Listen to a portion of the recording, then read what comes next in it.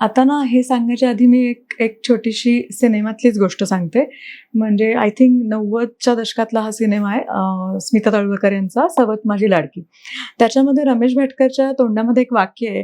स्त्री कोणत्या वयात खऱ्या अर्थानं आकर्षक दिसते? 30 ते 35 या वयात. अच्छा, या वयामध्ये ती बर्फीचा तुकडा असते, बर्फीचा तुकडा. आणि अशी बर्फी की जिची तिच्याकडे तिच्या स्वतःची एक हेल्थ आहे, त्याचबरोबर ती मुलांचा सांभाळ करते. मुलं थोडीशी मोठी झालेली असतात, घरातल्या सगळ्या जबाबदाऱ्या पार पाडत असते, नोकरी करत असते, घर सांभाळत असते.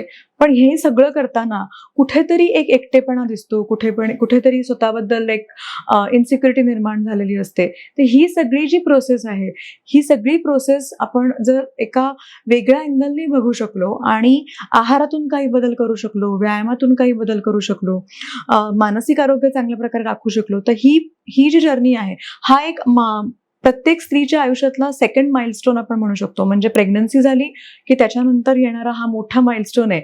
आणि मग अबाव 55 तर बऱ्यापैकी आयुष्य स्थिर स्थावर झालेलं असतं. तर हा प्रत्येक स्त्रीनी रेलिश करण्याचा, साजरा करण्याचा काळ आहे. ह्याच्यामध्ये तुम्ही स्वतःला थोडा वेळ देणं अपेक्षित आहे आणि वेळ देताना स्वतःची काळजी घेणं पण अपेक्षित आहे.